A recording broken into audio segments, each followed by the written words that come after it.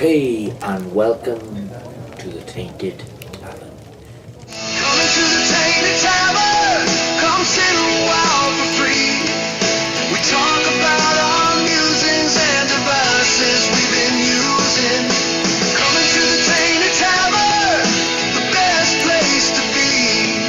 Where the beer's a little cloudy, but the company's clear as day.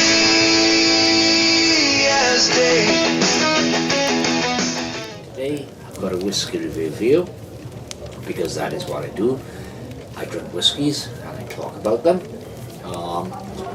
And today's whiskey is a little bit contentious for me, and this is genuinely the first time I've drunk it, and I'm already a little bit dubious about this whiskey, and I'll explain that in a moment because I'll explain that in a moment. But first of all, as this is a whiskey review, I'd like to recommend you a cracking whiskey book by my favourite whiskey writer. This is The Dark History of Whiskey. It's a whiskey book unlike any other. It takes in the story of whiskey right from its early genesis, way back in the mists of history, to the modern day. Only it gives a slant onto the darker side of that history. Whiskey noir, if you like. It's written by a chap called Gary Dobbs. Really good. Oh, that's me, isn't it? Anyway, that's my book, Dark History of Whiskey. It's available now anywhere books are sold, bookshops, libraries. Get it on Amazon, order it direct from the publisher, those wonderful folks at Pen and Sword Books. A Dark History of Whiskey, but we'll cast that aside now, and let's talk about the whiskey that I'm going to review tonight. Now, I'm of the opinion that blended whiskies are often as good, and that is, they give as good an experience to the consumer, the persons who paid the money to buy that whiskey, as a single malt. Single malts are only a tiny fraction of the global whiskey markets. Blended Scotch whiskey, if it wasn't for blended Scotch whiskies, there would be no single malts. And I often think that the hype and the bombastic stuff you see around single malts is selling a myth, and that blended whiskies can be as good and sometimes even better. But today we are talking about Johnnie Walker Double Black. I'm a big fan of the Johnnie Walker Black label. This is a more expensive version of that black label.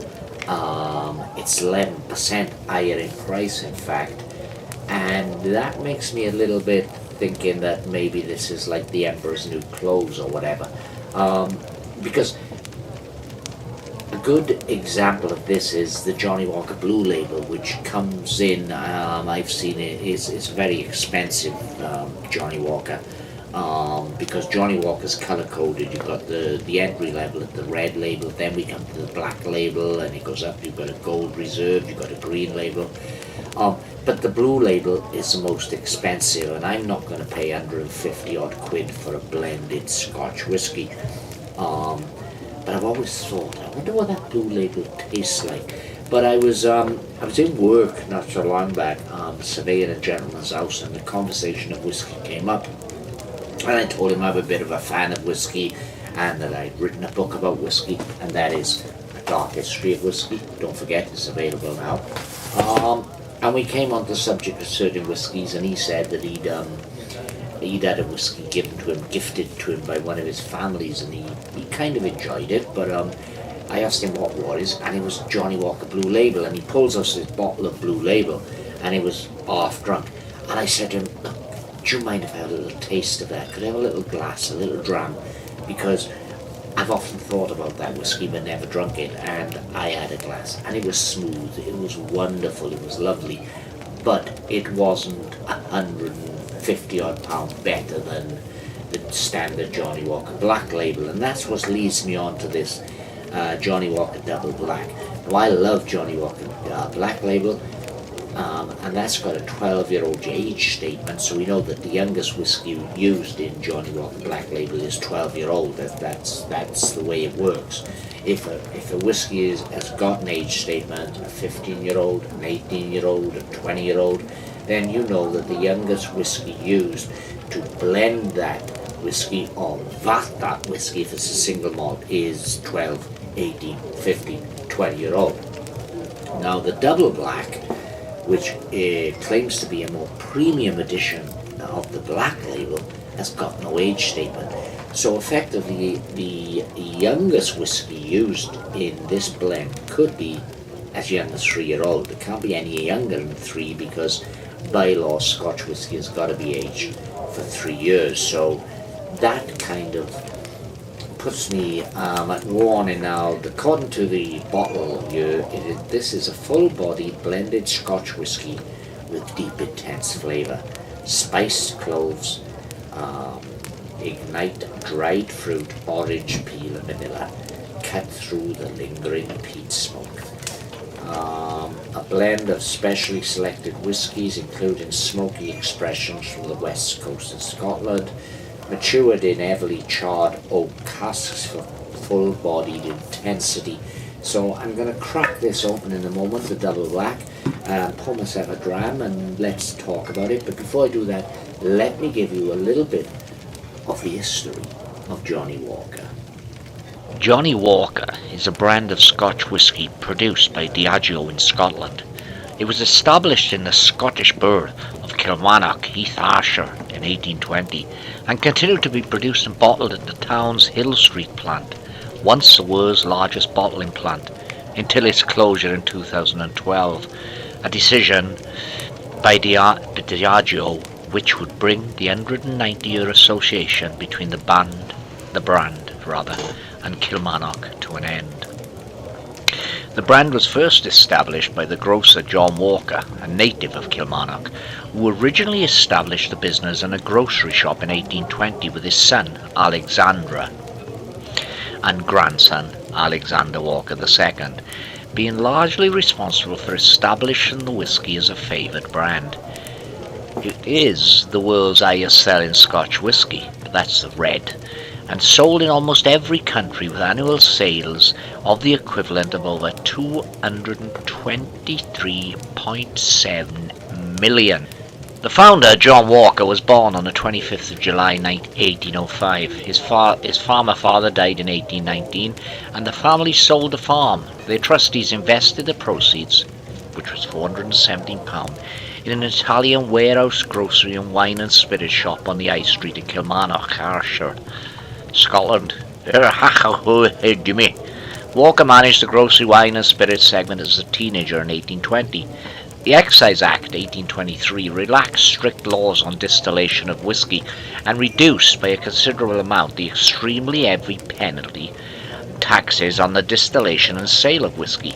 By 1825, Walker, who was actually a teetotaler, was selling spirits including rum, brandy, gin and whisky. In short order, he switched to dealing mainly in whisky. Since blending of grain whiskies with malt whiskies was still banned, he sold both blended malt whiskies and blended grain whiskies. They were sold as made-to-order whiskies, blended to meet specific customer requirements because he did not have any brand of his own. He began using his name on labels years later, selling a blended malt as Walker's Kilmarnock Whisky. John Walker died in 1857. The brand then became popular, but after Walker's death it was his son, Alexandra, better known as Alec Walker, and grandson, Alexander Walker II, who were largely responsible for establishing the whisky as a favoured brand. The Spirits Act 1860 legalised the blending of grain whiskies with malt whiskies and ushered in the modern era of blended Scotch whisky. Blended Scotch whisky, lighter and sweeter in character, was more accessible and much more marketable to a wider audience. Andrew Usher of Edinburgh was the first to produce a blended whisky, but the Walkers soon followed. Alexander Walker had introduced the brand's signature square bottle in 1860.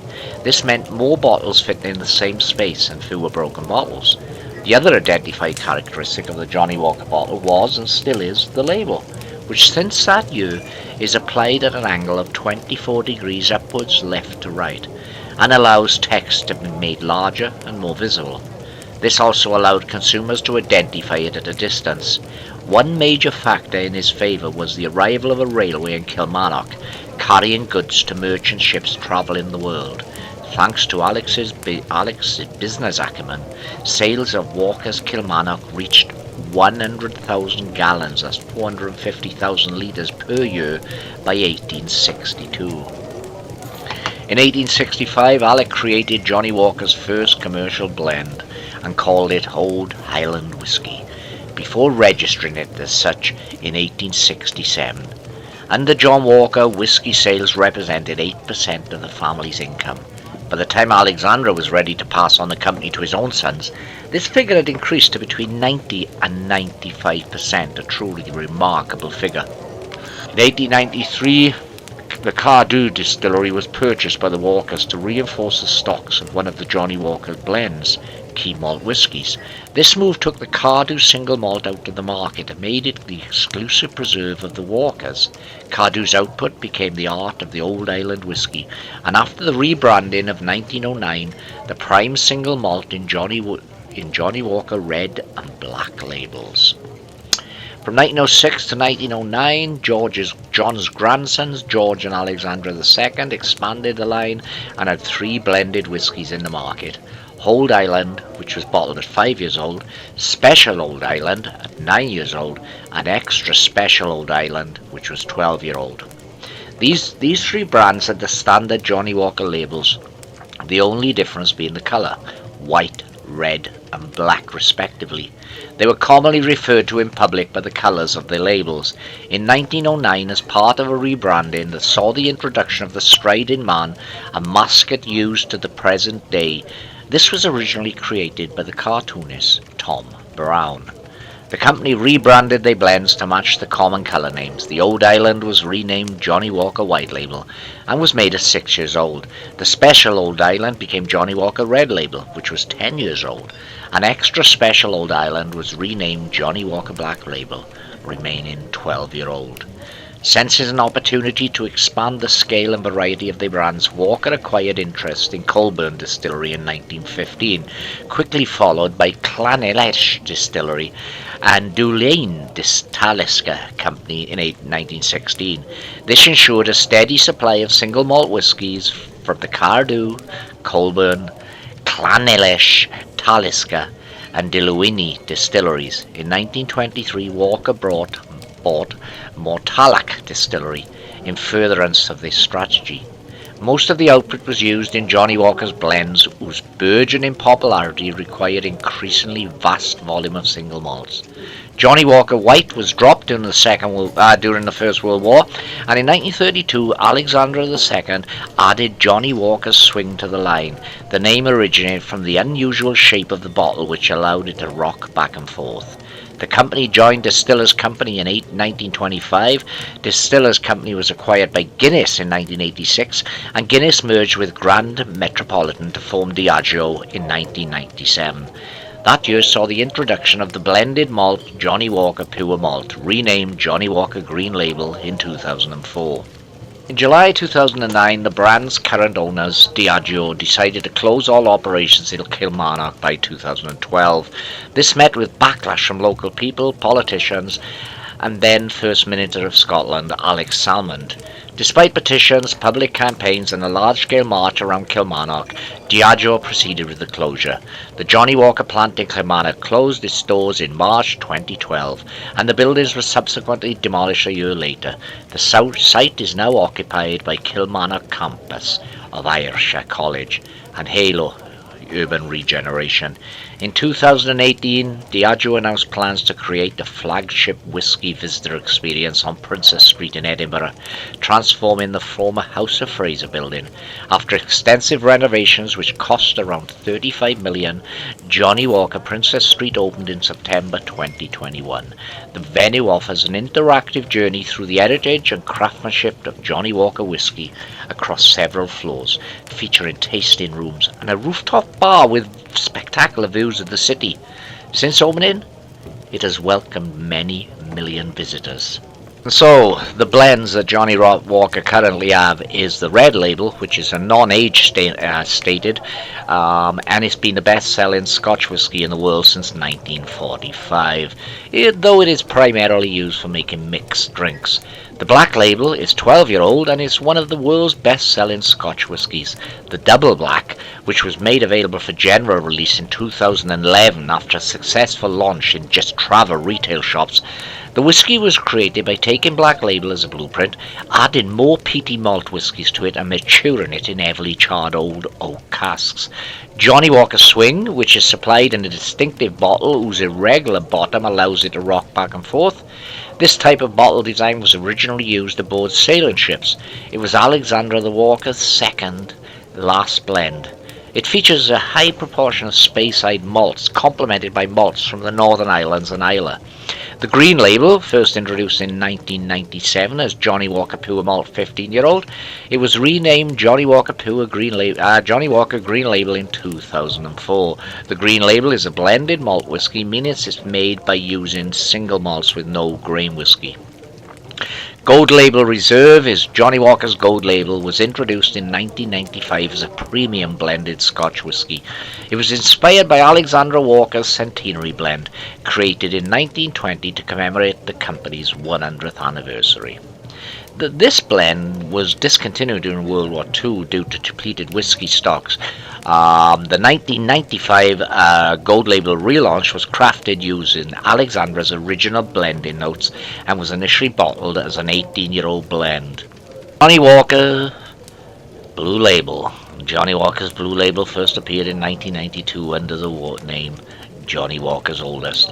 In 1994 it was rebranded as Blue Label to align the brand's colour-coded hierarchy and to emphasise its elevated status. Johnnie Walker Blue Label is blended to recreate the character and taste of some of the earliest whisky blends created in the 19th century. It bears no age statement. Bottles are numbered serially and sold in a silk-lined box accompanied by a certificate of authenticity. It was one of the most expensive blended Scotch whiskies on the market, with prices in the range of US $174 to $450. Over 300 Blue Label-based limited editions have been released to the current date.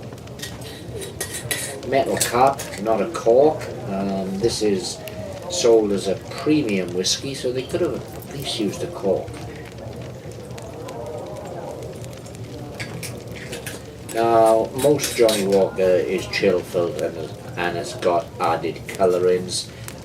It doesn't state on this bottle that it isn't chill filtered. It hasn't got added colourings, so we're going to take it. That this is both chill filtered and added colorings. It's a golden amber color in the glass. Leg wise, half decent. Not the best legs I've seen on a blended Scotch, but half decent. Let's take it to the nose. Okay, to the nose.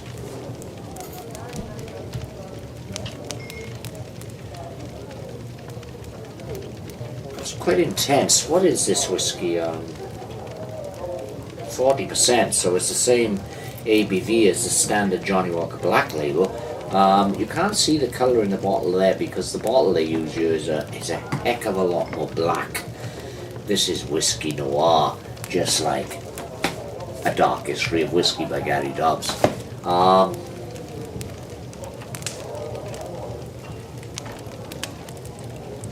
It's a very intense aroma. You're getting that peat immediately.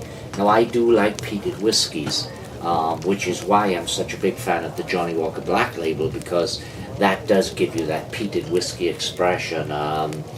What is Johnnie Walker Black Label? About 30 something pound, 35, 36 pound. I think this is just over 40 pounds, so it's a little bit more expensive. Although you can find this on offer. I purchased this in Tesco's with a club card deal, and got it for I think £35, so I didn't pay any more for this than I would for the standard Johnnie Walker Black label. But as I say, Johnnie Walker Standard has got a 12-year-old age statement. This has got no age statement, but this cheeky little bugger is claiming to be a step up from Johnnie Walker Black. So, on the nose, very intense. That peat. I'm not getting an ethanol aroma here. Peat mostly. And that's what we're hoping for from this. Okay, drum roll please.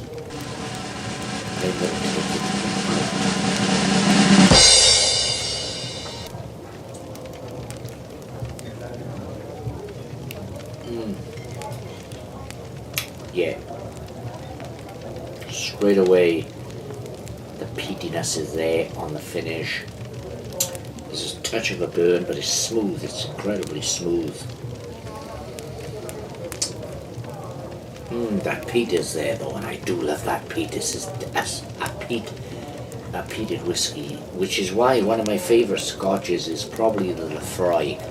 I like the Lefroy 10-year-old. That's really peaty. I like that. But I've drunk a lot of peat monsters in my time. I've drunk an Ardbeg. Smokehead is another peat monster type whiskey, and this does deliver on the peat.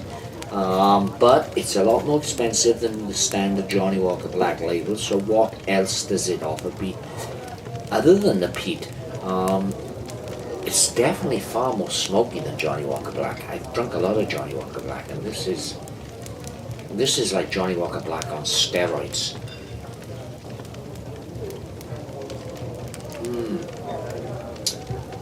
It's oily, very oily. It's got a very substantial mouthfeel.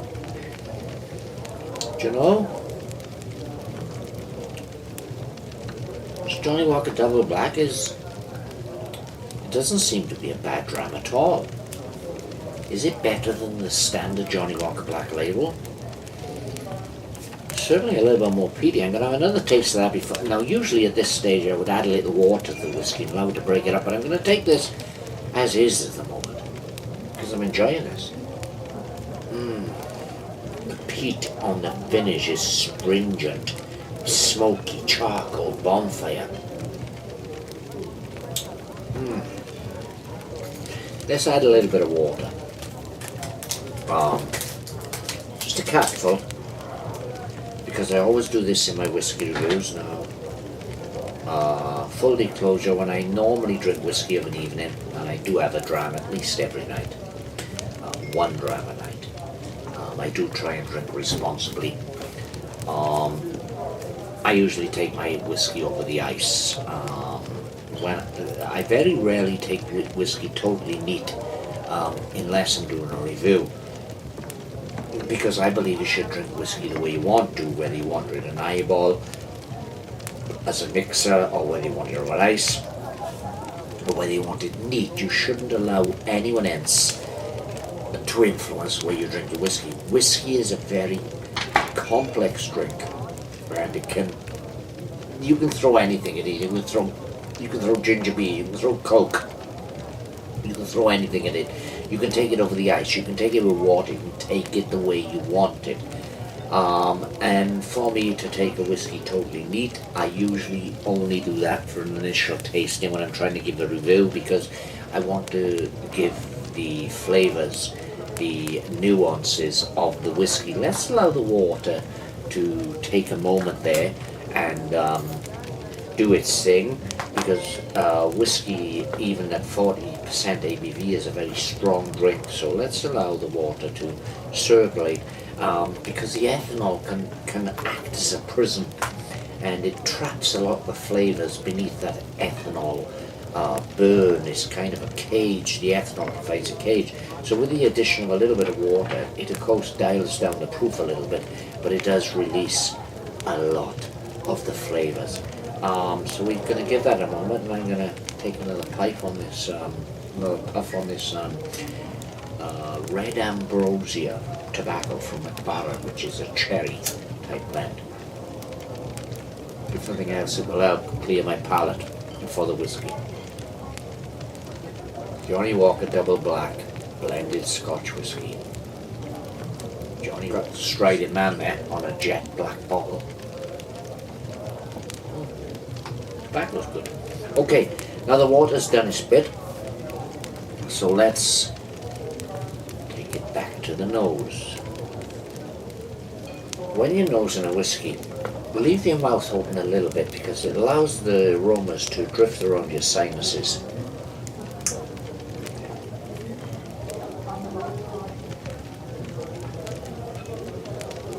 So I am getting that charcoal bonfire, peat, maybe some fruit now. I'm searching for the vanilla that it promises on the bottle, but I'm not getting that. The taste is subjective. Everyone will get a different experience. Even maybe a little bit of citrus. A bit of a greedy mouthful. I've nearly taken it. It's good. It's very good. But then, does it warrant the price increase from the black label? It's definitely more substantial in the mouth than the standard black label. There's an oiliness to this that the black label doesn't have. I can have another glass. I'm not going to add the water this time. The legs are pretty decent. I mean, I can see them running down that glass.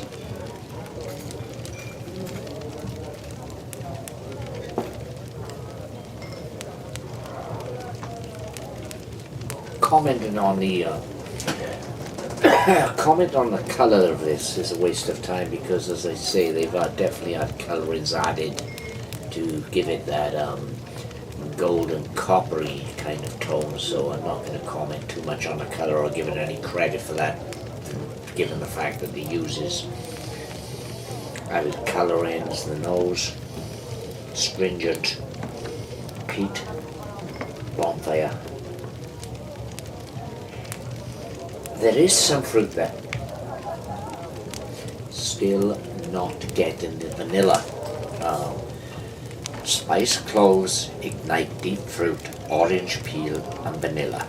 Cut through the lingering peat smoke. Well, I'm sorry, I'm not getting any vanilla at all. I am getting a fruity fruitiness, but can't quite identify it. It's good.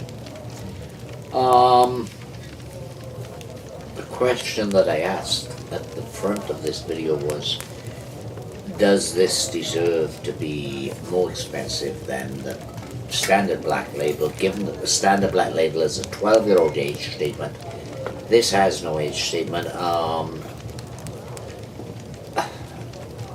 It's certainly a quality whiskey. It's a delicious sip. It's oily, a lot more oily. And that, by oily, I mean it gives a coating in the mouth that the standard black label doesn't. So in that sense, it's far superior to black label, but it's difficult to say.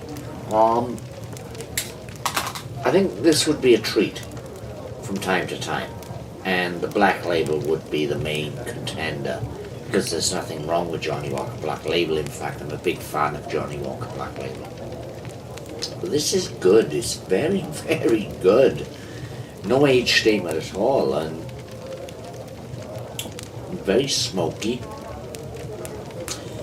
There's some mild fruit in there. I'm not sure how to... Tangerine, maybe? It's on that spectrum, the orange, citrus, tangerine. It was pretty good. So anyway, that's Johnnie Walker Double Black.